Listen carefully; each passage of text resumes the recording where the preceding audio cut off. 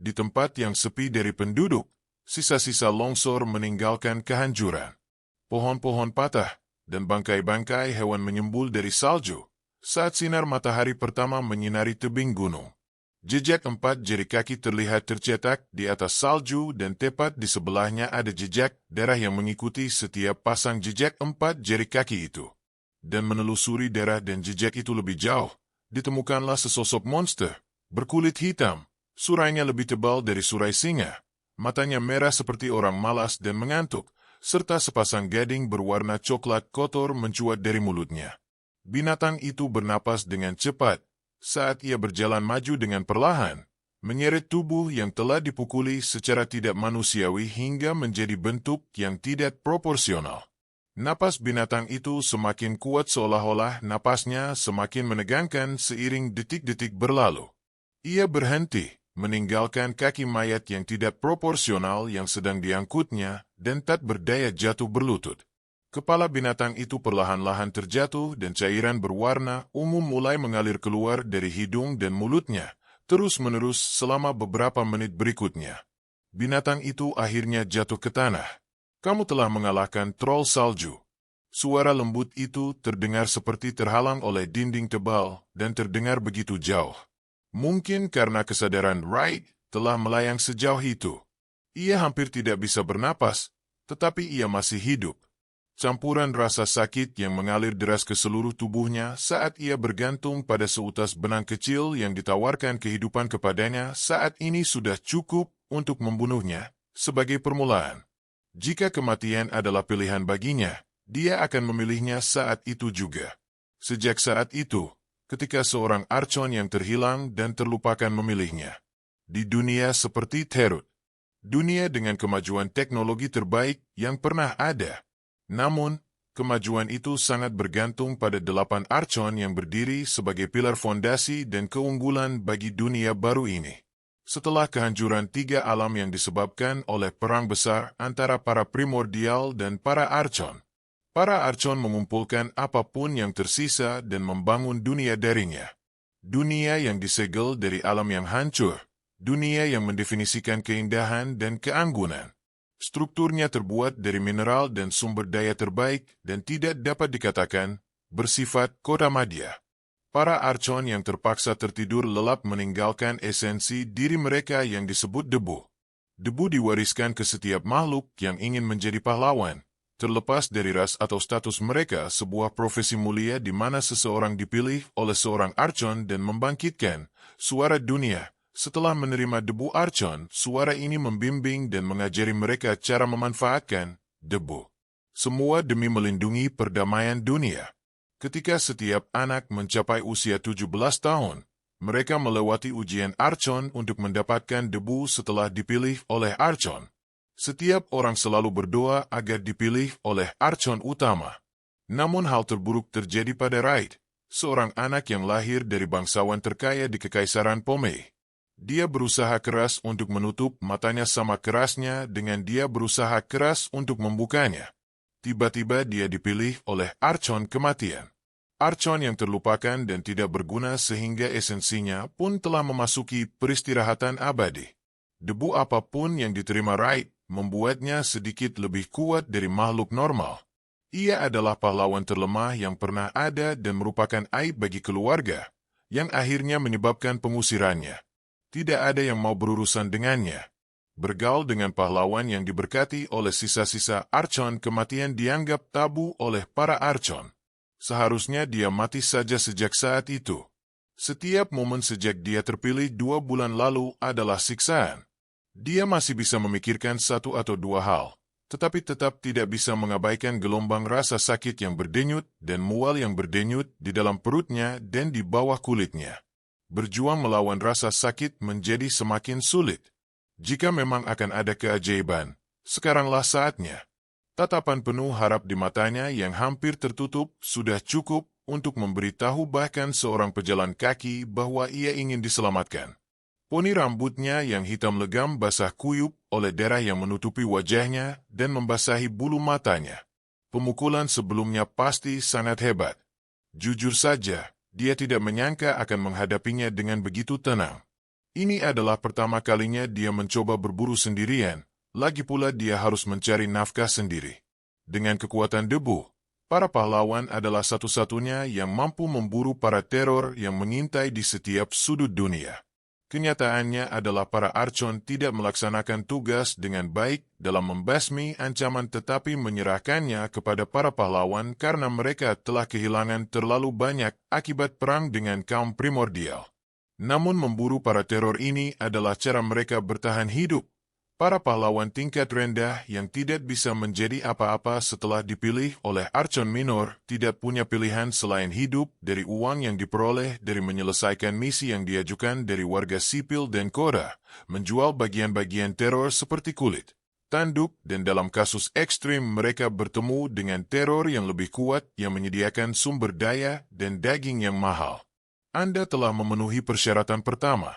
Suara itu mulai tercabik di wajah Wright. Kesadarannya tenggelam semakin dalam saat ia berjuang untuk membawanya kembali ke permukaan.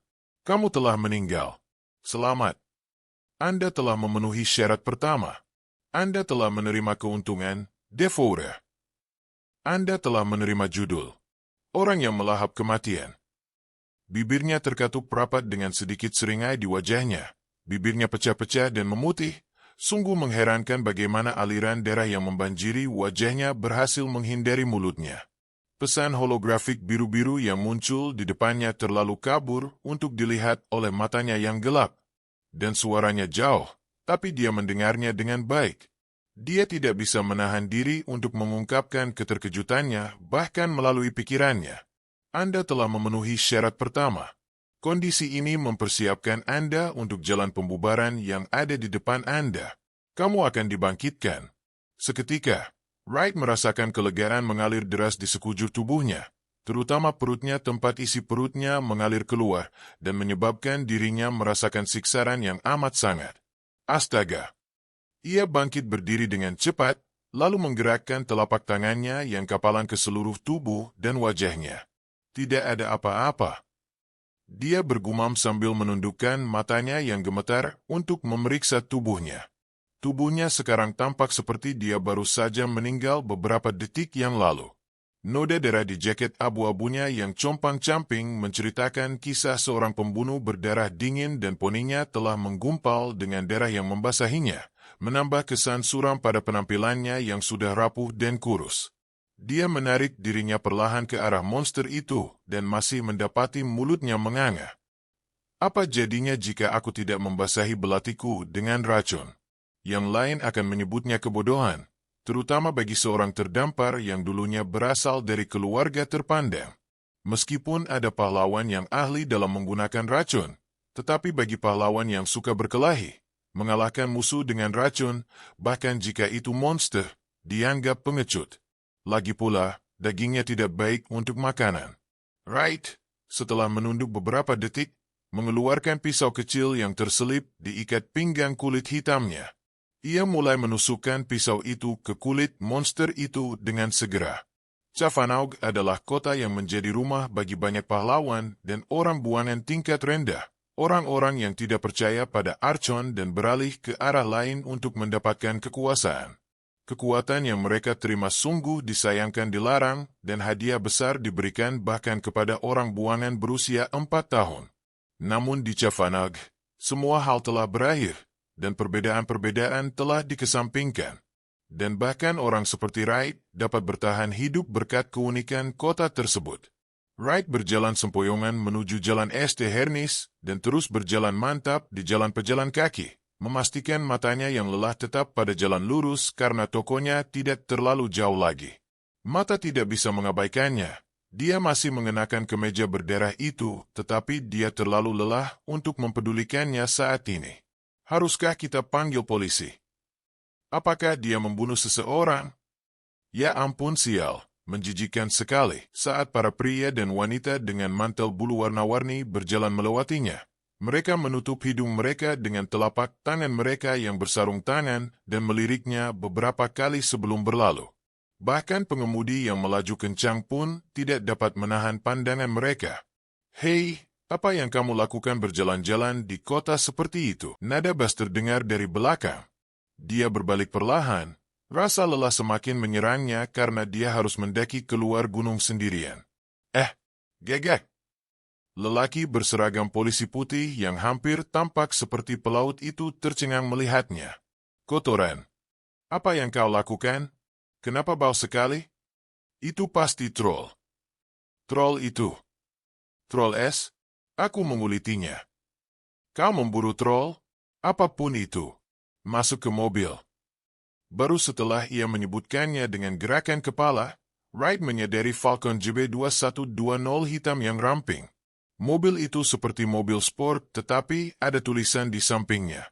CCPD, Departemen Kepolisian Kota Chavanag.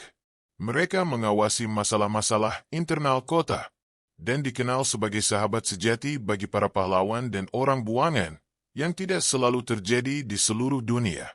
Terima kasih, kata Wright sambil berjalan lamban menuju kursi belakang mobil, setelah terlebih dahulu melempar tas kulit hitam yang menjadi sumber bau tak sedap yang mengerikan, menjijikkan, dan menyesakkan. Pria itu masuk sambil mengenakan masker hidung hitam di wajahnya dan melaju kencang. Beberapa menit kemudian, mobil itu berhenti di depan sebuah bangunan bata tinggi di depannya. Sebagian besar bangunan di Chavanag tinggi dan terbuat dari bata, hampir memberikan nuansa London di tahun 90-an, tetapi kecanggihan, kecepatan, dan modernitas mobil yang melaju kencang atau pakaian yang dikenakan oleh para pejalan kaki membawa seseorang ke dalam perpaduan antara masa depan dan masa lalu. Perhatian semua orang tertuju pada Wright saat dia memasuki ruang penerima tamu gedung yang bertuliskan Toko Eleonora. Itu adalah tempat jual beli yang paling terkenal di Chavanag, kecuali pasar gelap tentunya. Tetapi bahkan di kota yang tampaknya tidak memiliki hukum seperti Chavanag, ada beberapa badan organisasi yang dianggap melakukan tindak pidana berat. Begitulah pasar gelap. Jadi itu bukan pilihan bagi Wright yang berusaha keras untuk bertahan hidup di kota bersalju ini. Deba, pelayan laki-laki yang mengenakan kemeja putih, rompi hitam, dan dasi kupu-kupu segera menutup hidungnya dengan tangan saat Wright membanting tas kulit itu ke meja kasir. Apa ini, Raven? Tanyanya sambil mengeluarkan suara dari hidungnya. Kulit, tanduk, gigi, dan gading troll es. Kau memburu troll es? Dan dirimu sendiri. Wright bersandar di meja. Dia tampaknya sudah terbiasa dengan bau itu. Yah, aku mati untuk mewujudkan itu. Mata lelaki itu mengamati Wright dari atas ke bawah, dan setelah beberapa detik, dia membuka tas itu dengan mata yang ketakutan dan menyimpannya di bawah meja. Ini kacau sekali, Raven Wright. Kau bahkan tidak bisa melakukan pekerjaan yang bersih. Dia menggerutu dan menyodorkan beberapa lembar uang kertas biru kusut kepadanya. Wright mengambil catatan itu dengan tangannya yang kotor. Warna ungu darah monster itu hampir menyatu dengan tangannya. Setelah melihat angka di setiap uang kertas yang memiliki batu nisan seorang pria botak dengan mata menyipit dan membaginya menjadi 4, mata Wright melebar dengan bola matanya bergetar, perasaan putus asa. 400 lu. Wright ternganga. Ya, Raven Wright. Material-material ini dalam kondisi buruk. Tidakkah kau tahu toko akan dikenai biaya tambahan? Lagi pula, Asosiasi Pahlawan telah menaikkan pajak untuk setiap material. Kau tidak bisa menyalahkanku untuk ini. Tetap. Wright berhenti sejenak, memandangi catatan kasar di tangannya. 400 lus terbaik yang bisa dilakukannya adalah membuatnya hidup dengan roti selama beberapa hari lagi. Setidaknya dia menyukai roti dari toko roti The Torpedog. Namun, sepotong kecil roti berharga 50 lus yang bisa dia habiskan sekaligus. Roti ukuran keluarga berharga 150 lus. Roti keluarga bisa menghidupinya selama 2 hari yang berarti dia bisa makan roti selama 4 hari, dan dengan 100 lus lagi, dia bisa membeli sebungkus rokok. Bahkan sebungkus rokok saat ini lebih mahal daripada roti. Pengecer yang menyebalkan, selalu saja mencari-cari keuntungan yang bisa membuat ketagihan. Tatapan Wright tertunduk sejenak saat ia teringat bahwa ia menerima sebuah keuntungan. Apa? Kamu mau sesuatu lagi? Segelas sampanye. Bajingan, kau memberiku sedikit uang dan kau mencoba mengambil uang itu dariku semenit kemudian. Wright mengangguk sambil menatap mata petugas itu dengan tatapan muram. Petugas itu mulai merasa tidak nyaman. Apakah kamu baik-baik saja, Raven? Pernahkah Anda mendengar tentang Devourer yang hebat? Petugas itu terdiam, namun tak lama kemudian tertawa terbahak-bahak. Setelah berhenti sejenak, dia bertanya sambil mengatur napas. Apakah Anda menerima kecenderungan? Ya. Ya ampun, bahkan para Archon pun murah hati pada orang tabu sepertimu. Yah, tidak mungkin aku tahu. Archon kematian dianggap telah mati sejak dunia ini diciptakan, dan tidak ada seorang pun dalam sejarah yang pernah menerima abunya. Itu membuatmu menjadi Ravenku, makhluk terburuk di antara umat manusia. Tetap saja, aku heran kau membunuh troll sendirian. Meskipun itu monster tingkat 1, sifatnya yang ganas membuat para pahlawan pemula pun mati. Yah, aku memang mati dengan sangat kejam. Apakah itu membuatku lebih buruk dari pemula? Raven, kenapa kamu tidak bekerja sebagai pelayan di toko ini?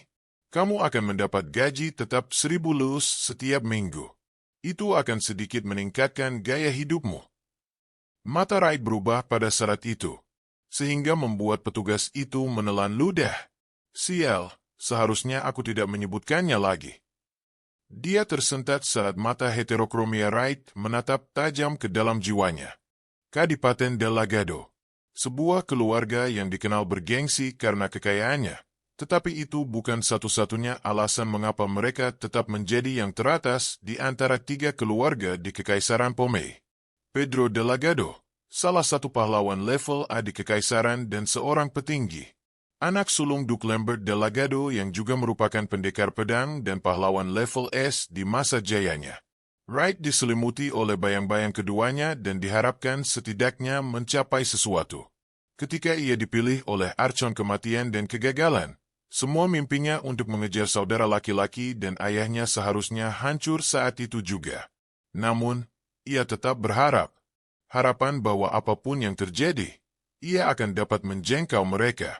Bahkan setelah ia diusir dari keluarga, itulah satu-satunya hal yang dapat mematikan keinginannya untuk bunuh diri dan membuatnya terus bertahan. Dia punya banyak alasan untuk menyerah menjadi pahlawan dan menjalani hidupnya sebagai warga sipil biasa.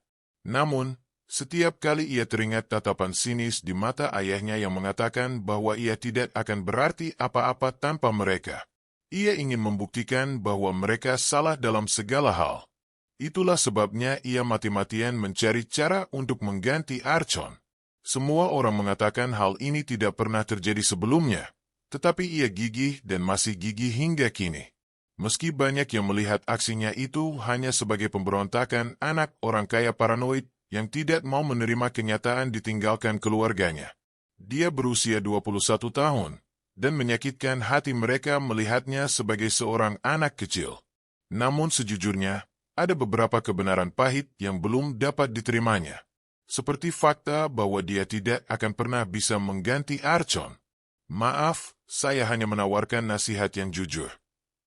Simpan nasihat sialanmu itu untuk dirimu sendiri.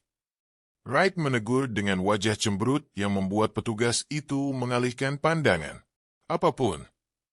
Dia berjalan keluar tanpa mempedulikan banyaknya mata yang memandangnya dari lobi penerimaan tamu. Saat ia sampai di luar, ia baru ingat kalau seharusnya ia mandi di kamar mandi toko itu. Namun, karena sekarang ia pergi dengan marah, ia tidak bisa masuk ke sana lagi. Sekarang dia harus kembali ke motel yang telah digunakannya selama beberapa bulan terakhir. Mereka benar-benar mengenakan biaya untuk segalanya. Dia mengeluh dengan seringai frustrasi sambil memasukkan tangan ke dalam saku untuk merasakan beberapa ratus leus yang baru saja diterimanya. Kurasa aku tidak akan mampu membeli 2 roti ukuran keluarga. Dia mendecat lidahnya saat berjalan menyusuri trotoar yang kini tertutup salju dan dengan sembarangan ditendangnya saat berjalan pulang. Rambut Wright basah dan kasar, tetapi lebih baik, membuat wajahnya sedikit berkilau. Sebuah handuk kecil berwarna putih menutupi kepalanya saat ia memasuki kamar kayu lusuh tempat ia tinggal. Tempat tidurnya yang hanya muat 1 orang terletak di salah satu sudut dinding, dan di sebelahnya ada rat yang tampak seperti sesuatu yang bisa diambil orang di jalan. Beberapa buku diletakkan di atasnya. Itu hanyalah beberapa buku tentang debu dan arcon yang dia curi. Tetapi membacanya sejauh ini tidak ada gunanya. Setidaknya itulah yang dia pikirkan. Di seberang tempat tidurnya ada gantungan baju kayu panjang tempat ia bisa menggantung pakaiannya, dan di bawah gantungan baju itu ada 2 kotak logam yang merupakan barang-barang pribadinya. Ia duduk malas di tempat tidur dan menundukkan kepalanya, dengan handuk menutupi sebagian besar wajahnya sehingga penampilannya saat ini seperti seorang olahragawan setelah olahraga yang panjang dan melelahkan. Aku benar-benar mati. Tapi disinilah aku. Dia berpikir dalam hati sebelum mengangkat kepalanya dan menyibakkan handuk dari kepalanya. Informasi status. Saat dia memanggilnya, tab biru muncul padanya berisi informasi yang dimintanya. Status pahlawan. Nama, Delgado Raven Wright. Usia, 21. Judul, seseorang yang melahap kematian. Dipilih oleh cakar kegagalan. Ditakdirkan untuk kutukan. Atribut debu, kegelapan di luar kematian. Ketidakpuasan yang ditimbulkan oleh kegagalan. Keuntungan, pemakan. Keahlian, tidak ada. Statistik, kekuatan, 8. Kelincahan, 4. Vitalitas, 12. Kecerdasan, 34. Melihat statusnya sebagai pahlawan tidak membawa apapun kecuali keputusasaan setiap saat. Statistiknya telah berada di tempat yang sama untuk sementara waktu dan kemudian suara itu tidak mengungkapkan apapun tentang cara mengubahnya. Atributnya tidak menentu. Atribut berkaitan erat dengan sifat kekuatan dan yurisdiksi yang dimiliki arcon pahlawan. Atribut itu bisa berupa angin, air, atau api bagi sebagian orang dan bagi sebagian lainnya bisa berupa perwujudan keadilan dan keberanian. Ini adalah konsep yang luas dan bahkan saat ini beberapa atribut sedang ditemukan. Sederhananya, atribut adalah titik pertemuan antara debu arcon dan kepribadian seorang pahlawan. Tetapi semua yang Wright lihat pada statusnya hanyalah omong kosong dan omong kosong. Apa yang harus kulakukan dengan kegelapan di balik kematian? Ketidakpuasan yang kualami? Sial. Keluhannya selalu sama setiap kali dia memutuskan untuk melihatnya. Tetapi dia tidak dapat terbiasa. Kecerdasannya adalah satu-satunya hal yang dapat dibanggakannya, dan itu tidak mengherankan karena, tidak seperti yang ditunjukkan oleh ketidaksabarannya, Wright adalah orang yang suka membaca. Ia melihat membaca sebagai cara untuk melepaskan diri dari kekejaman yang diberikan kehidupan kepadanya dan membenamkan dirinya dalam realitas lain yang diciptakan oleh penulis terkemuka seperti Squire Burton, Anneliese Mary, Bo Gaiman dan seorang saudara laki-laki dan seorang saudara perempuan. Mereka adalah penulis favoritnya, dunia kejam yang diciptakan oleh setiap buku mereka, dan petualangan menegangkan yang menyertai perkembangan tokoh utamanya. Siapa yang tahu mereka nantinya akan memainkan peran besar dalam kehidupan Wright. Mari kita lihat si pemakan makhluk ini. Informasi keuntungan. Pemakan, Anda memiliki kecenderungan melahap sesuatu. Nilai, ditingkatkan. Ini yang terburuk. Setelah seharian penuh kematian dan kebangkitan, apa yang lebih meyakinkan untuk memastikan fakta bahwa seseorang masih ada di alam eksistensi yang sama selain tidur, mungkin tamparan dalam banyak kasus. Namun tidur nyenyak lebih melegakan. Tetapi itu kesalahan pertamanya. Anda telah memenuhi syarat pertama. Kondisi ini mempersiapkan Anda untuk jalan pembubaran yang ada di depan Anda. Debu di dalam dirimu beresonansi dengan keinginanmu untuk tumbuh. Tidak ada istirahat di jalan menuju kehancuran. Setiap kali kamu tidur, kamu akan dibawa ke jurang. Wright melakukan kesalahan besar dengan tetap memejamkan matanya untuk tidur karena rangkaian pesan terus mengalir pada saat ia merasa pusing dan ingin tidur. Matanya yang perlahan tertutup terpaksa terbuka tetapi tidak di kamarnya. Pemandangan di hadapannya telah berubah. Apa sih? Bongkahan batu dan balok yang retak seolah telah dipecah oleh akar pohon yang meliuk-liuk, dataran luas di bawah langit tanpa matahari dan bulan, serta beberapa patung batu yang tumbang. Akar sebenarnya telah melilit dan meretakkan sebagian besarnya. Rahang Wright sedikit ternganga. Ia berbalik, Mungkin ia akan melihat sebuah pintu, namun itu adalah sisi lain dari dataran luas yang seolah-olah tidak menyentuh langit karena tidak ada garis cakrawala yang terlihat di luar pandangannya. Bagaimana? Dia berhenti sebentar dan terkesiap. Lalu mulai menghitung. Setelah selesai mandi, saya menitipkan 100 luus kepada Tuan Gendut, dan dia menyuruh saya kembali besok pagi untuk mengambil kembalian saya. Lalu saya masuk ke kamar dan memeriksa kondisi saya. Lalu saya merasa mengantuk. Dia melihat sekelilingnya dengan kaget karena menyadari sesuatu. Ya ampun, aku sedang bermimpi. Kapan terakhir kali aku bermimpi? Tapi ini terasa terlalu nyata untuk menjadi mimpi. Selain itu, suasana ini tampak seperti mimpi buruk. Dia mengamati keadaan sekelilingnya lagi. Anda berada di alam jurang, tanah kehancuran dan kekacauan.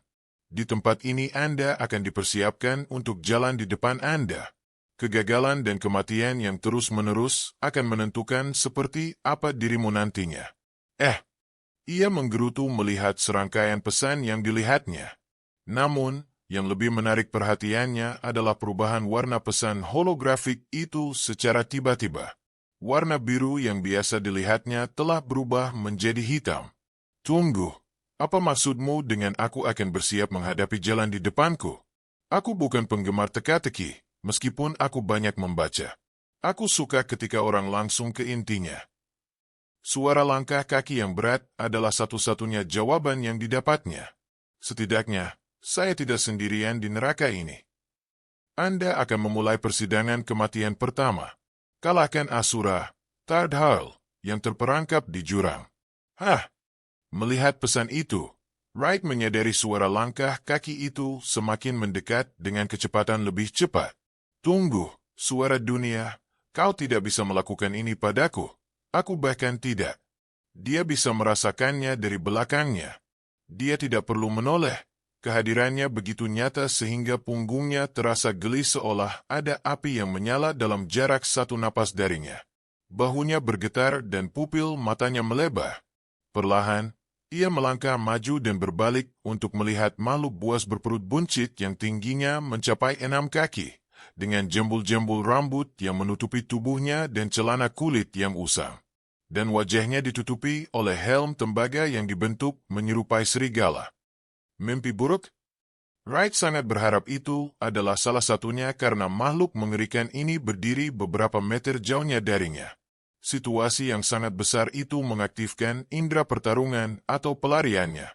Wright memilih, jika saja aku dapat menemukan jalan keluar dari ini.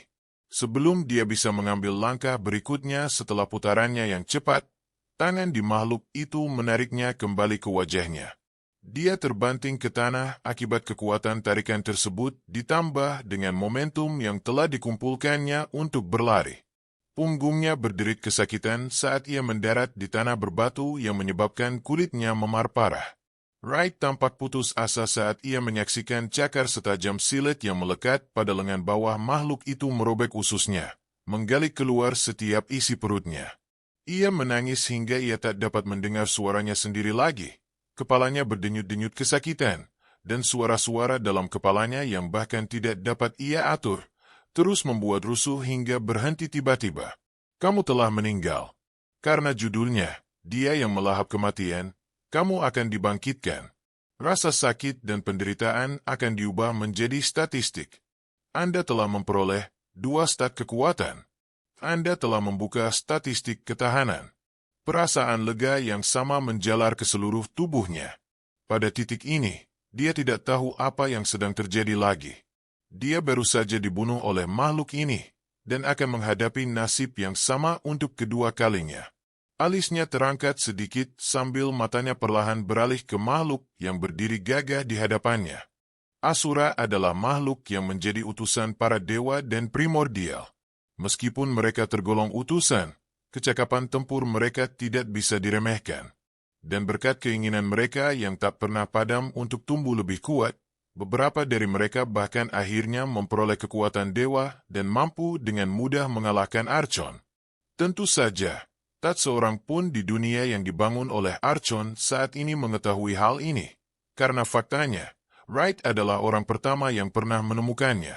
Dan kematiannya yang berulang-ulang bukanlah hal yang aneh ketika berhadapan dengan musuh yang biasa menjalankan tugas mematikan untuk para dewa dan manusia purba.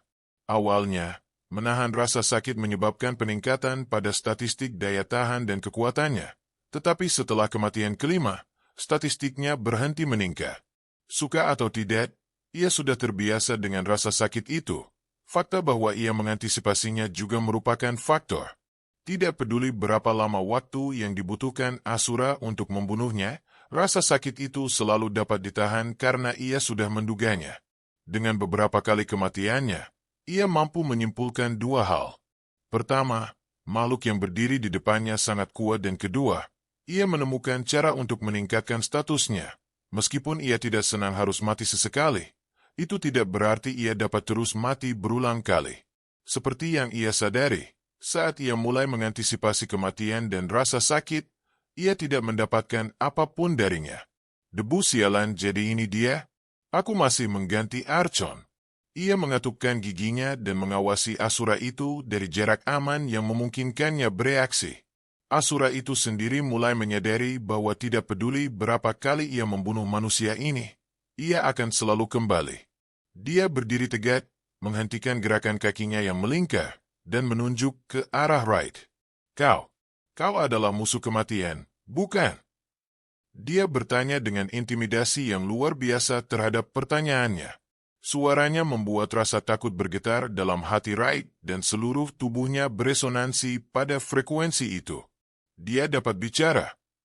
Tentu saja aku bisa bicara. Dia bisa membaca pikiranku. Tentu saja, aku bisa membaca pikiranmu. Apakah dia mengirimmu ke sini tanpa memberitahumu apapun? Dia? Siapa? Wright secara naluriah bertanya, terlambat berharap ia bisa menarik kembali pertanyaannya. Vel, penjahat itu mengirimmu untuk membunuhku dan tidak memberitahumu bagaimana caranya? Karena bagiku, kau tampak seperti bongkahan daging tak berguna yang tidak tahu apa-apa selain terus mati. Apakah ini tantangan yang ingin dia berikan setelah 500 tahun? Tak satu pun ucapan Asura itu masuk akal bagi Wright, kecuali fakta bahwa Vel adalah Archon kematian. Kau terjebak di sini oleh Archon kematian. Archon kematian? Apa tidak? Hah? Tadi kamu bilang sesuatu tapi aku tidak mendengarnya. Sang Asura berhenti sejenak dan menatap Wright. Keheningannya yang tiba-tiba membuat Wright sedikit bingung. Namun, ia segera menjauh begitu Asura itu melanjutkan pengejarannya. Dia tidak menyangka akan menghitamkan luka sayatan itu dengan pisau pengulit kecil yang dibawanya. Itulah satu-satunya senjata yang bisa dia gunakan saat itu karena selalu ada di sakunya. Itu adalah tindakan refleksif. Lengannya melengkung sendiri untuk menghalangi serangan Asura, tetapi dia tidak memiliki tubuh untuk menerimanya dan tetap terdorong mundur oleh hantaman itu, terjatuh dan berguling 2 kali sebelum melompat berdiri lagi. Wright tidak mengabaikan dasar-dasar pertempuran sebagai pahlawan. Itu adalah sesuatu yang akan dipersiapkan oleh setiap keluarga bergengsi untuk putra dan putri mereka. Untuk mengantisipasi zaman kebangkitan, anak-anak mulai dari usia 10 tahun diajarkan untuk terampil menggunakan berbagai senjata dan benda, dan untuk Wright yang ayahnya terobsesi dengan pedang. Ia dengan tekun diajarkan cara menggunakan pedang, namun tidak menunjukkan bakat apapun dalam hal itu. Setelah 2 tahun berharap putranya akan menguasainya, Lambert menyerah dan berhenti mengajarinya apapun. Yang dimilikinya hanyalah pengetahuan di kepalanya, dan sekarang dia dihadapkan dengan skenario waktu nyata di mana dia punya banyak waktu untuk bertarung. Menerapkan pengetahuan di kepalanya ke dalam situasi praktis adalah hal yang sangat sulit dilakukan. Dia telah mencobanya dari pertama kali, tetapi dia tidak dapat melakukannya. Jurus pedang Delagado tidak flamboyan dan berlebihan. Inti dari jurus pedang itu sendiri adalah eliminasi dengan gerakan kaki minimal sekaligus menciptakan peluang untuk menghancurkan ritme lawan. Itulah sebabnya penting bagi pemula untuk mempelajari langkah tandingan. Sebuah gerakan kaki yang diciptakan oleh Vincent Delagado, pahlawan pedang pertama dan seorang jenius pedang yang tiada duanya, Tujuan utama gerakan kaki adalah untuk membaca ritme dan gerakan kaki lawan dan menghancurkannya dalam satu gerakan tandingan. Semua teknik pedang keluarga Delgado difokuskan pada gerak kaki ini yang menjadikannya jenis ilmu pedang dari bawah, bukan tipe di mana pedang melakukan semua kerja, melainkan selalu kaki yang melakukan semua kerja. Meskipun Wright tahu banyak hal, dia tetap tidak bisa melakukannya. Penempatan kaki itu rumit dan kompleks. Seseorang harus memiliki pengamatan yang tajam untuk menanggapi kaki lawannya. Namun, Wright tidak memiliki semua itu. Potongan-potongan itu tidak akan menyatu, tidak peduli seberapa keras dia mencoba. Keinginan. Sekali lagi Asura itu menyelinap ke dalam dirinya tepat ketika ia berpikir ia bisa terus menghalangi untuk menjauhkan makhluk itu setidaknya sampai ia menemukan jawabannya. Asura itu mengangkatnya ke udara dengan tangan besarnya mencengkeram lehernya. Yang kulihat hanyalah kau menari seperti badut. Apakah ini yang telah terjadi pada manusia? Dia menggerutu sambil mencengkeram leher Asura itu erat-erat, sementara Wright terus-menerus berusaha menarik tangan Asura itu. Menendangnya berkali-kali namun Asura itu tidak bergerak. Kamu kekurangan kekuatan, katanya tanpa emosi. Masih menatap Wright dengan tajam, seolah menyuruhnya untuk berjuang lebih keras, melepaskan diri dari cengkeramannya. Sklera Wright memerah dan tak lama kemudian mulai berdarah, mulutnya mulai menyemprotkan darah sampai dia semakin kehabisan tenaga untuk melawan. Tardharl dengan sabar menunggu Wright pulih sepenuhnya. Tidak hanya kondisi fisiknya tetapi juga kondisi mentalnya. Dia duduk di salah satu patung yang hancur dengan cakar setajam silet yang disilangkan dan matanya melotot ke arah Wright dengan tatapan tajam. Wright setelah berdiri, secara ajaib sembuh dari semua darahnya beberapa menit yang lalu, berdiri dalam satu posisi dan setelah berpikir keras tentang langkah selanjutnya, memutuskan untuk meneruskannya. Kau tahu, aku sudah memikirkan sesuatu. Karena ini akan terus menjadi siklus pembunuhan dan pembunuhan yang tak ada habisnya. Dia mengejek dan melanjutkan. Aku yakin sekarang kau pasti sudah memahami kekuatan keabadianku. Kau tahu kita tidak perlu bunuh diri. Kau tahu, kan? Tardharl tetap diam namun tetap menatapnya. Maksudku, kau bisa biarkan aku kembali dengan tenang ke duniaku, sementara kau melakukan pekerjaanmu di dimanapun tempat ini. Dia menyimpulkan sambil melihat sekeliling lagi. Lalu mengapa Vel mengirimmu ke sini? Dia mungkin licik dan tidak masuk akal, tetapi dia adalah paling berbahaya yang pernah kutemui. Saya tidak mendengar bagian itu. Tardharl tetap diam meskipun dia tahu betul bahwa Wright tidak mendengar apa yang dia katakan. Lihatlah di sini Tard, apapun dirimu. Asura itu mencapainya dengan kecepatan lebih tinggi daripada yang pernah disaksikannya selama beberapa jam pertarungan mereka. Bagaimana? Bagaimana kau tahu nama asliku? Sang Asura bertanya dengan alis berkerut dan tangannya meraih Wright yang secara intuitif telah melompat mundur selangkah, membiarkan tangannya tetap di udara. Apa maksudmu? Mengapa? Suara dunia menyebutkannya. Hah? Asura itu memiringkan kepalanya ke kanan. Pernyataan Wright tidak masuk akal baginya, tetapi dia memutuskan untuk tidak memikirkannya. Jika kau tahu nama asliku, maka aku tidak punya pilihan selain membunuhmu. Hah? Kupikir itulah yang telah kau lakukan sejak dulu. Tidak. Aku akan serius kali ini serius. Pukulan. Cakarnya merobek Wright, yang miring ke kiri untuk menghindar tetapi terlalu lambat untuk menandingi kecepatan Asura yang tidak masuk akal itu. Percikan. Darah mengucur dari bahu kanannya yang tergores oleh cakar tajam itu dan Wright akhirnya terjatuh ke kiri, berguling untuk menjauh sejauh mungkin dari Asura itu bahkan dengan gerakan yang sangat lemah. Dia menekan luka di bahunya dengan keras, tetapi darah yang menetes masih menemukan celah untuk keluar dan berceceran melalui celah-celah itu, menodai wajahnya. Kekuatan di lengan kirinya mulai menghilang entah kemana perginya. Dia sudah cukup lemah dengan 2 tangan. Siapa yang tahu akan lebih lemah lagi jika hanya memiliki 1 tangan? Asura itu tidak memberinya ruang untuk bernapas dan kembali menutup jarak. Pada menit berikutnya Wright berdiri. Cakarnya menukik ke atas dari bawah Wright, mengumpulkan angin kencang saat ia menyambar ke atas dengan percikan petir merah. Pisau pengulit itu menyelamatkan Wright lagi, tetapi itu adalah yang terakhir kalinya. Pisau itu hancur berkeping-keping saat cakar-cakar itu beradu dengannya saat ia bergerak ke atas, meninggalkan 3 robekan bilah pisau di pipi Wright. Kalau bukan karena intuisi Wright yang bangkit kembali saat cakar-cakar itu datang dari bawah, bukan pisaunya yang hancur, melainkan dadanya. Cakar-cakar itu akan menggores seluruh tubuhnya dan itu akan menjadi kematian yang mengerikan. Kepala Wright sedang kacau dan dia masih dengan bodohnya berpegang teguh pada gagasan bahwa ini bisa jadi mimpi dan dia bisa bangun kapan saja. Selain itu, semakin lama dia menghabiskan waktu melawan Asura itu, semakin dia menyadari betapa jauhnya perbedaan kekuatan mereka berdua. Menangkal serangan Asura itu membuat pergelangan tangannya tegang dan menggunakan belati sejauh ini menjadi sangat melelahkan. Sudah saatnya dia meninggalkannya.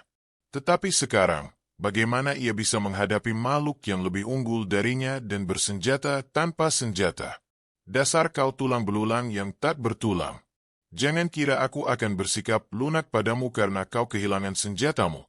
Sejauh yang kulihat, kau bahkan tidak bisa menahan satu seranganku. Tetapi sekarang kau masih hidup setelah 3 rangkaian serangan. Kurasa aku mulai mengerti, kau adalah kartu Lierfell. Keabadian bukanlah yang membuatmu istimewa, tetapi kemampuanmu yang tidak masuk akal untuk belajar dari pengalaman dan cepat dalam hal itu. Pada saat itulah Wright menyadarinya. Dia benar. Aku masih hidup bahkan setelah dia menyerangku 3 kali. Mungkin aku bisa menang melawannya. Matanya bersinar dengan penuh harapan. Tetapi harapan itu langsung sirna ketika tangan Tardharl menusuk tepat ke perutnya dan keluar, meninggalkan lubang besar di perutnya. Dia menjadi lebih cepat. Dia perlahan jatuh berlutut dengan mulut penuh darah dan mata terbelalak muram. Sial, sudah berapa kali ini? Aku benar-benar menyedihkan. Sesuatu mulai berubah. Keberhasilan kecil menahan 3 serangan Asura mulai menyalakan lilin gairah dan hasrat di hati Wright, berbeda dengan sebelumnya. Ketika rasa sakit dari perut yang berlubang menjalar ke punggung dan syarafnya, pikirannya bukannya riuh, menantikan kebangkitannya berikutnya. Mungkin kali ini, dia akan bertahan selama 5 menit. Saat tumbuh dewasa, Wright bukanlah anak yang bodoh. Sepanjang hidupnya ia harus menjalani hidup sesuai aturan. Ada etiket tentang bagaimana segala sesuatunya harus dilakukan dengan elegan dan penuh gaya. Namun selama itu, apa yang sebenarnya terjadi padanya adalah penyegelan dan penekanan. Keinginan untuk mengejar ketertinggalan dari ayah dan saudaranya secara tidak sadar lahir dari kerinduannya untuk diakui oleh mereka. Mungkin kemarahannya adalah caranya untuk meyakinkan dirinya sendiri sebaliknya. Tetapi bakat dan prospeknya terkubur oleh kehidupan mulia yang dijalaninya karena tidak ada yang mengakui betapa jeniusnya dia, kecuali musuh bebuyutannya yang pertama. Tardharl berdiri 10 meter terpisah dari Wright, tetapi dia bisa mengetahuinya. Mata itu terasa panas. Senyum sinis mengembang di bibirnya. Sikapnya yang tenang dan kalem langsung berubah menjadi sikap yang nakal. Dia melangkah dengan hati-hati mendekati Wright. Setiap langkahnya semakin cepat dan tak lama kemudian dia melesat ke arah Wright dengan kecepatan penuh yang kemudian melesat maju menyerang Asura yang datang itu.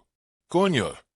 Responsnya adalah menghadapi Asura bersenjata secara langsung. Mungkin dia belum sepenuhnya memahami seberapa kuat Asura itu. Tardharl melebarkan kedua cakarnya dan melengkung dari kedua sisi saat Wright memasuki ruangnya. Apa? Tetapi yang mengejutkannya, yang dipotongnya adalah udara. Penjahat berambut hitam itu merendahkan dirinya ke arah lutut Tardharl, menghancurkan Asura itu ke tanah dan segera menghujaninya dengan rentetan pukulan yang melampiaskan rasa frustrasi dan amarahnya yang terpendam. Menghantam wajah sang Asura dengan setiap pukulannya. Tak lama kemudian darah kebiruan mulai muncrat dari setiap pukulannya, namun itu tidak berlangsung lama. Tusuk, kamu telah meninggal. Wright tiba-tiba terdiam saat Asura itu menancapkan cakarnya ke tengkoraknya dan tubuhnya ambruk sebelum menyadari apa yang telah terjadi. Asura itu mendorongnya dan berdiri. Dengan hidung yang cacat dan berdarah, dia menggerutu frustrasi saat dia menatap langit yang gelap. Tidak ada yang menantiku di penjara ini kecuali kematian. Dia memandang Wright yang luka di kepalanya mulai menutup. Wright berdiri lagi, kali ini bahkan lebih tenang daripada sebelumnya. Aku gegabah, aku terlalu gegabah, berlari seperti itu.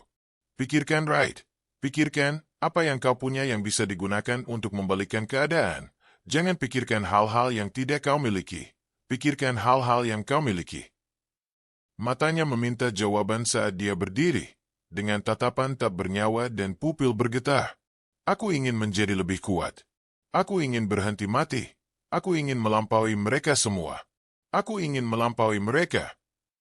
Kematian yang terus-menerus mengganggunya dan bercampur dengan hasratnya yang terbangun berkat kenyataan bahwa ia menyadari bahwa ia memiliki peluang melawan musuh yang sangat kuat di depannya. Ia memasuki kondisi mengamuk, di mana luka emosionalnya yang terpendam yang menempa hasratnya untuk tumbuh menjadi tak terkendali. Saat ini, yang diinginkan Wright hanyalah menjadi lebih kuat. Sebelumnya ia tidak melihat adanya kemungkinan dalam hal menjadi archon kematian, tetapi di saat kegagalan dan kematian yang terus-menerus, dia mengatasi rasa takut yang penting. Takut mati. Tidak. Wright tahu apa artinya kehilangan setiap saat. Tatapan menghina ayahnya terukir dalam di kepalanya. Cara dia dipandang rendah oleh semua orang yang tahu dia dipilih oleh archon kematian. Pertengkaran mereka di belakangnya tidak akan berhenti. Itu membuatnya gatal. Hal itu membuat setiap syarafnya jengkel. Namun dia lemah. Dia pecundang. Dan dia benci merasakannya. Tidak. Tidak mungkin ini. Tidak mungkin ini. Aku mau lagi. Kepribadiannya akhirnya mencapai titik pertemuan pertama dengan debu yang ada di dalamnya. Anda telah mengaktifkan atribut unik. Kegagalan membawa ketidakpuasan. Karakteristik atribut. Semua fasilitas akan tersedia secara eksplosif untuk digunakan. Detail keuntungan. Pemakan. Anda memiliki kecenderungan melahap sesuatu. Rincian pada label hitam itu tidak penting bagi Wright. Ia melampiaskan sebagian amarahnya kepada Asura beberapa saat yang lalu dan kebenaran mulai terungkap di benaknya. Di suatu tempat jauh di dalam dirinya, ia menerima bahwa ia tidak akan mampu dan mati-matian mencari cara untuk mengubah nasibnya. Ia mencari cara di luar debu yang ada dalam dirinya. Dengan cara itu, pasti tidak akan pernah ada kerja sama antara dirinya dan debu. Namun, saat ia melepaskan frustrasi kemarahan dalam serangkaian pukulan, ia menemukan perasaan penerimaan. Jika tidak, mengapa ia menjadi begitu frustrasi? Mengapa ia menempuh jalan seorang pemburu untuk melampaui mereka? Jauh di lubuk hatinya ia ingin mereka mengawasinya dan merasa bangga lagi. Ia ingin membuktikan bahwa tatapan menghina itu salah. Tetapi semua itu berubah saat ia dihadapkan pada tembok tebal yang tidak dapat ia panjat sekuat tenaga. Hardharo membangkitkan gairah dalam dirinya. Dan saat ini, orang yang paling ia kagumi bukanlah ayahnya, bukan pula kakaknya, melainkan tembok tak terkalahkan yang berdiri di hadapannya.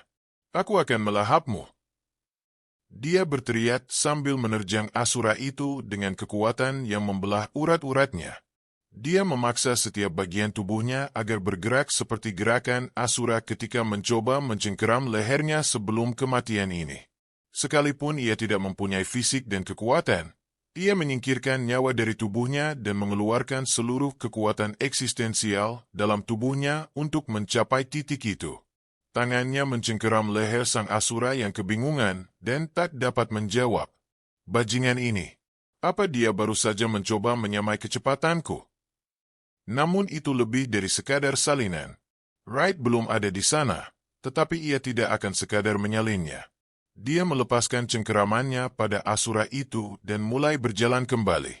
Udara di sekelilingnya berubah dan bahkan sang Asura merasakan pori-porinya terangkat. Mata Wright yang berwarna-warni, putih di sebelah kanan dan hitam di sebelah kiri, mulai mengeluarkan asap hitam dengan garis-garis hitam yang berterbangan di sekujur tubuhnya. Aku akan melahapmu. Dalam mimpimu yang paling liar. Bodoh. Hardharo mencabut cakar tajam yang menempel di lengan bawahnya dan melepaskan helmnya. memperlihatkan rambut pirangnya yang disisir ke belakang dan alis yang terangkat ke atas yang berada tepat di atas matanya yang dalam yang menampung bola mata merah tua, dan di dalam mata yang cemberut itu ada tatapan yang berkata kepada Wright, "Aku akan mencabik-cabik hatimu." Mengabaikan sinyal peringatannya, Wright berlari maju lagi dengan niat yang sama tetapi kali ini berbeda. Perk Devour digunakan secara eksplosif. Statistik kekuatanmu meningkat 5 poin. Statistik kelincahan Anda meningkat sebesar 10 poin. Statistik daya tahan Anda meningkat 3 poin. Statistik kelincahan Anda meningkat sebesar 10 poin.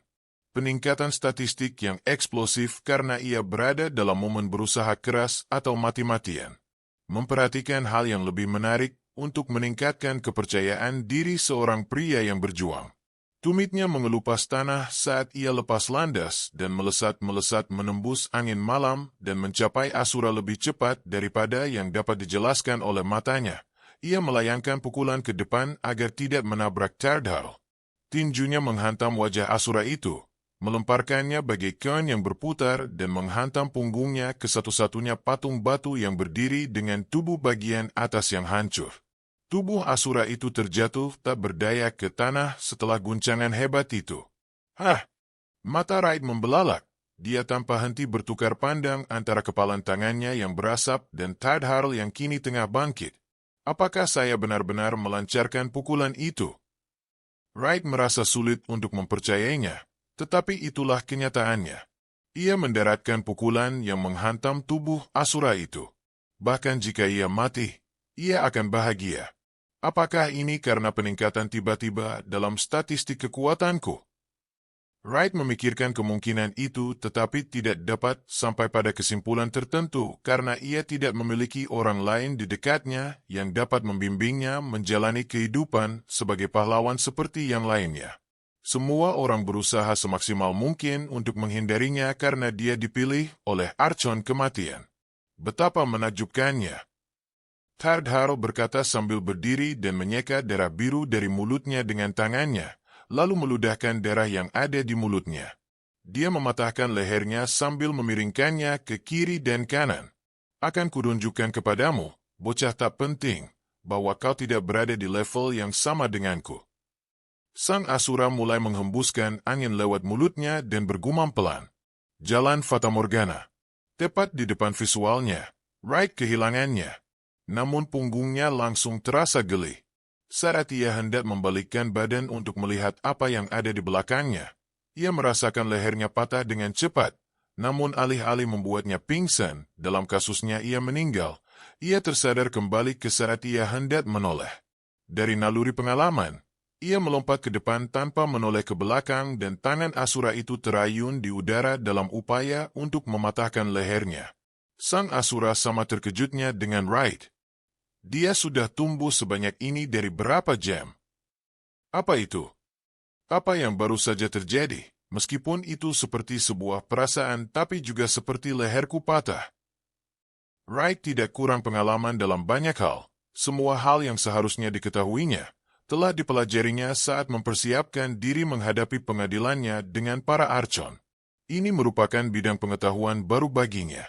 Dia tidak tahu apa itu, tetapi ada satu hal yang dia pelajari dari pengalaman singkat dan tiba-tiba itu.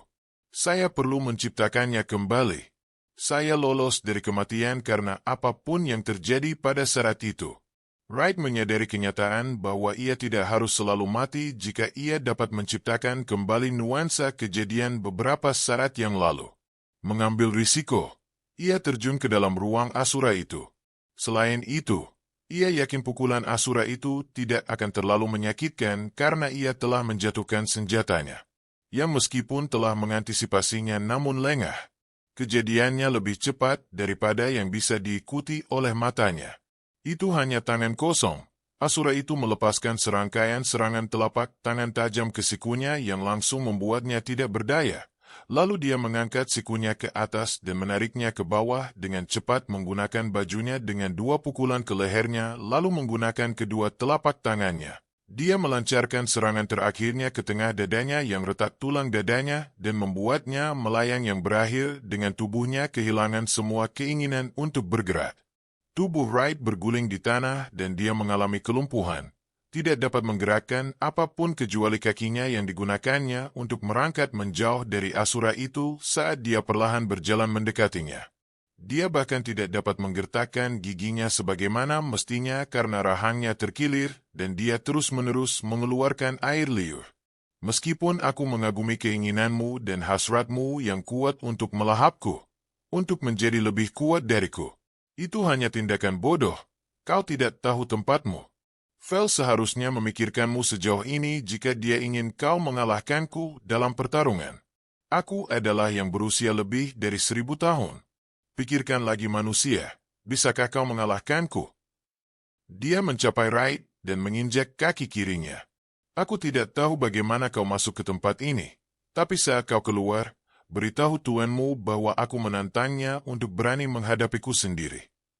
Dia menjepit sepatu besinya ke kaki Wright dan memutarnya hingga pemuda itu menjerit kesakitan. Aku akan perlahan-lahan membunuhmu mulai sekarang. Menghadapi Wright yang putus asa, Tardhar mulai menunjukkan tingkat kekuatannya yang sebenarnya. Menghujani perut Wright dengan serangan dahsyat sebelum dia sempat menyadarinya. Serangan yang mematahkan tulangnya dan menghancurkan organ-organnya dari dalam. Kematian Wright meningkat drastis. Lupakan tentang menahan satu serangan. Pada titik ini dia tidak bisa lagi mengimbangi gerakannya. Namun setiap saat, Wright menaruh harapannya untuk menciptakan kembali momen itu. Saat itu ketika ia merasakan serangan lawan dengan sangat jelas sehingga tampak seperti itu terjadi padanya dan bertindak berdasarkan refleks murni. Wright tahu dan dapat merasakan bahwa gelombang pertempuran ini akan berubah saat ia dapat menciptakan kembali dan menguasai prasaran itu. Kegigihanmu itu bodoh. Aku diberkahi stamina yang luar biasa. Aku tidak akan pernah lelah. Kau akan terus melelahkan dirimu sampai otakmu tidak sanggup lagi. Kau terus mati dan bangun. Kau pikir itu adalah fenomena yang dapat diadaptasi oleh otakmu yang payah. Namun, selangkah demi selangkah kau melumpuhkan otakmu, membuat trauma bola pikiran kecil itu. Pada waktunya, yang akan tersisa darimu hanyalah sebuah wadah tanpa kemauan. Kata-katanya berbobot dan menusuk kebenaran ke dalam hati Wright. Dia selalu menjadi orang yang sangat berhati-hati dan telah memikirkan kelemahan kemampuan ini, jika benar-benar ini bukan mimpi dan dia dapat bangkit kembali. Itu terjadi sebelum ia mulai menikmati pertarungan. Setidaknya sekarang, ia yakin bahwa ini sama nyatanya dengan dunia Terut. Itulah sebabnya kata-kata Tardharl semakin memengaruhinya. Apakah saya benar-benar akan mati otak? Sampai saat ini, Wright tidak mengalami efek samping apapun dan dia juga harus memperhitungkan fakta bahwa Asura itu mungkin mencoba mempermainkannya, lagi pula dia adalah makhluk yang mampu membaca pikiran manusia. Membaca pikiran manusia. Wright tiba-tiba membeku. Dia bisa membaca pikiranku. Bukankah itu berarti semua seranganku tidak berguna? Ini berarti sejak awal bahkan saat aku berhasil mengenainya, dia bisa menghindar jika dia mau. Karena dia bisa membaca pikiranku dan tahu dari mana seranganku berasal. Wright secara tak terduga berhasil menyatukan sebagian dari teka-teki itu. Tetapi bukan itu saja. Asura Tardharl adalah Asura yang dapat membaca pikiran. Semua Asura memiliki kemampuan unik yang relatif dan selalu memiliki salah satunya. Namun karena mereka adalah makhluk yang memiliki akses terhadap pengetahuan yang unggul dan tubuh yang dapat mengumpulkan sejumlah besar kemampuan fisik, mereka melatih diri mereka sendiri seputar satu kemampuan unik yang mereka miliki. Bagi Tardharl, itu adalah membaca pikiran. Tidak seorang pun bisa berbohong di hadapannya karena semua kebenaran yang didengarnya. Itulah kewenangannya sebagai pembawa pesan. Namun, seperti orang lain, ia melatih tubuhnya dalam seni bela diri yang memungkinkannya bereaksi sangat cepat terhadap gerakan makhluk. Dan sejauh ini baik-baik saja, dia belum menggunakan keterampilan itu. Saat dia melepaskan cakarnya, dia benar-benar menjadi serius. Jadi, ada kemungkinan bahwa bukan dia yang membiarkan pukulan Wright, tetapi dia tidak membaca pikiran Wright saat itu. Dan tidak dapat disangkal bahwa Wright dalam sekejap yang melampaui kecepatannya mengejutkannya dan mendorongnya untuk bergerak lebih cepat dari sebelumnya. Pikiran untuk kalah dari manusia membuatnya takut dan untuk pertama kalinya dalam beberapa tahun, ia serius ingin melawan manusia. Emosinya memuncak dan berkilauan karena kegembiraan setiap kali Wright berdiri dari serangannya. Aku akan menghancurkanmu sampai tulang-tulangmu menjadi debu. Kamu orang yang keras kepala ya? Kata Wright sambil mengendurkan bahunya yang tegang. Hah? Perubahan sikapnya yang tiba-tiba membuat Tadhar terkejut. Maksudku, dia baru saja akan memulainya dan Wright tiba-tiba menunjukkan sikap santai yang tidak masuk akal. Apakah dia gila? Alis Tadhar berkedut dan urat nadinya mulai berdenyut di lehernya. Kepala bagian atasnya memerah saat dia terus menatap Wright. Sikap santainya itu benar-benar membuatnya kesal. Apakah kamu gila? Bibir Wright melengkung ke atas. Gila? Ya, jika kau mempertimbangkan betapa gembiranya aku saat menyadari bahwa kau lebih kuat dari yang kubayangkan, mungkin aku memang gila. Gembira? Dia mengerang dengan ekspresi ganas di wajahnya dan menggertakkan giginya. Gembira? Aku menghabiskan setiap detik hidupku dengan mati-matian menghindari kematian, namun dia menyebut itu menggembirakan. Tadhar yang sudah menyadari bahwa Wright akan terus-menerus mati dan bangun selama mereka berada di alam ini mulai merasa frustrasi. Gertakannya untuk menghancurkan keteguhan mental Wright ternyata gagal. Dan jujur saja, dialah yang dirugikan.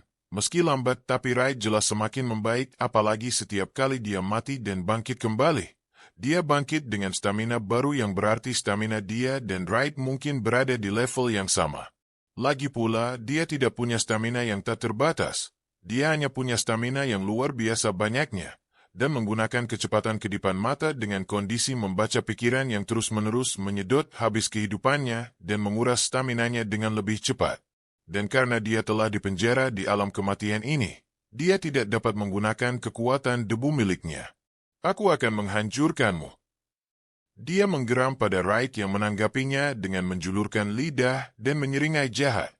Coba aku, dasar bajingan. Aku tidak sabar melahap versi dirimu yang ini. Keangkuhan Wright yang tiba-tiba membuat Tadhar waspada. Dia mungkin tidak mengenal Wright sepanjang hidupnya, tetapi dengan beberapa jam terakhir yang dihabiskannya bersamanya di jurang, dia tahu bahwa pemuda ini bukanlah tipe orang yang melakukan sesuatu tanpa alasan.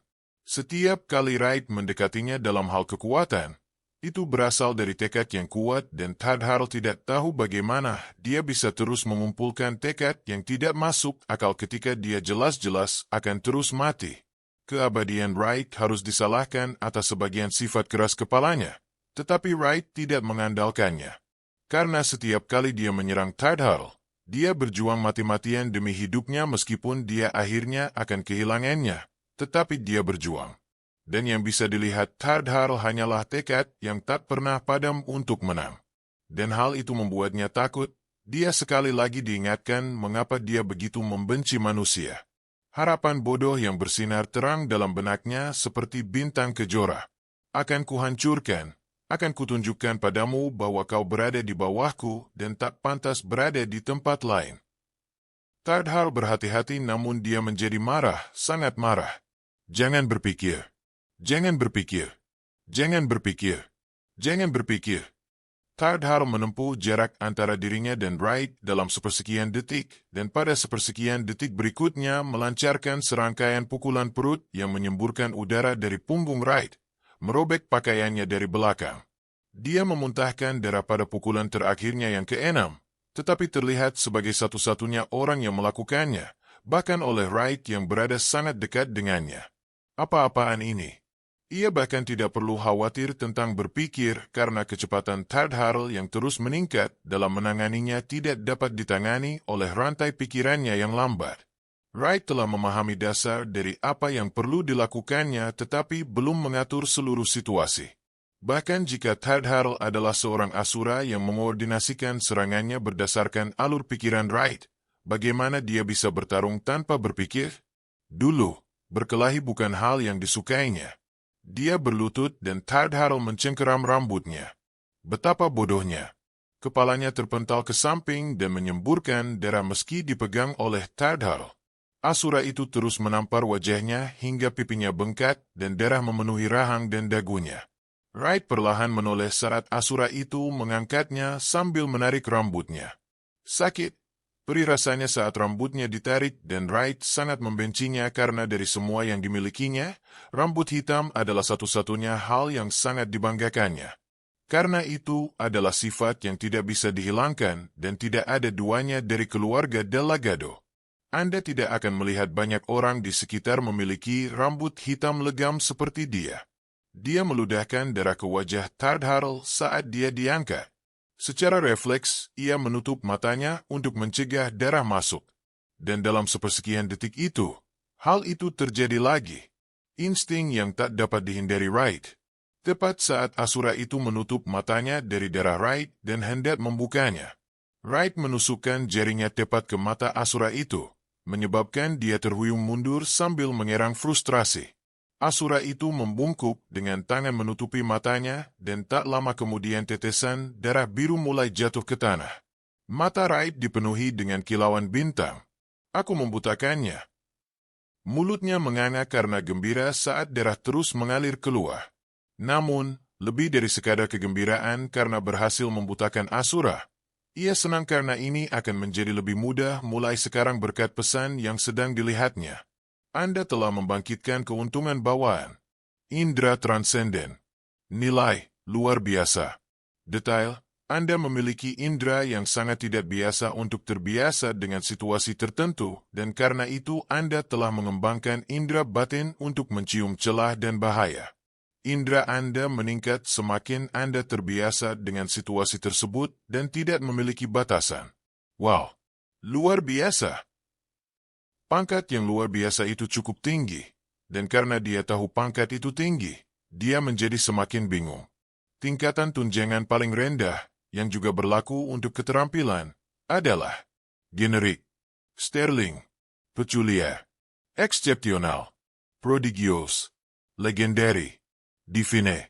Akhirnya dia mendapatkan beberapa keuntungan yang berguna, tetapi karena hatinya bersyukur, dia tidak bisa tidak mengingat kembali situasi sulit yang dialaminya. Wright tidak tahu sudah berapa lama waktu berlalu, tetapi satu hal yang bisa dia katakan dengan pasti adalah dia telah berubah dari orang yang sama saat dia masuk ke sini. Aku akan membunuhmu. Tardharl menyalak sambil mengangkat matanya yang tertutup rapat. Darah membanjiri kelopak matanya ke pipi dan rahangnya. Oh, aku tidak takut mati di tanganmu. Tapi aku tahu kau takut. Kau takut mati di tanganku. Karena jika kau mati, kau tidak akan pernah bangkit. Permainan ini sudah direncanakan sejak awal dan dirancang agar Wright menang. Tidak peduli berapa lama waktu yang dibutuhkan. Tardharl tahu bahwa waktu kematiannya mungkin akan datang lebih cepat dari yang diantisipasinya. Namun, ini tetap tidak akan mudah bagi Wright. Bayangannya menghilang dan muncul di hadapan Wright. Segera melancarkan pukulan ke rahang Tardharl. Wright terhuyung mundur. Pukulan Tardharl berikutnya segera menyusul, tetapi terayun ke udara saat Wright terdorong mundur oleh pukulan pertamanya. Mata Wright terbelalak saat dia menyadarinya. Meskipun dia hanya bergerak seolah-olah dia tidak buta sama sekali. Dia benar-benar terpengaruh olehnya. Jika aku memainkan kartuku dengan benar, aku mungkin tidak perlu mati lagi. Dua pukulan menghantamnya saat ia tengah asyik dengan pikirannya, menghempaskannya namun tidak terlalu jauh dibandingkan dengan pukulan-pukulan sebelumnya yang pernah diterimanya. Wright bisa merasakannya, kekuatan Asura secara keseluruhan berkurang. Dia menyeringai saat menemukan sesuatu yang menarik lagi. Karena dia tidak dapat melihat, dia menempatkan beban berat pada kemampuannya membaca pikiran dan menggunakannya untuk merasakan saya, dan jika saya tidak salah, dia mungkin salah satu karakter novel yang telah mengasah semua indera selain mata mereka. Saat Wright hendak bergerak mundur, kakinya menendang benda logam yang langsung mengejutkan Asura itu, yang kemudian menghilang dan muncul tepat di tempat Wright berada.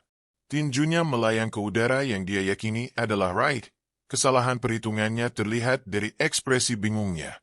Dari belakang, cakarnya yang setajam silet masuk dan keluar dari perutnya.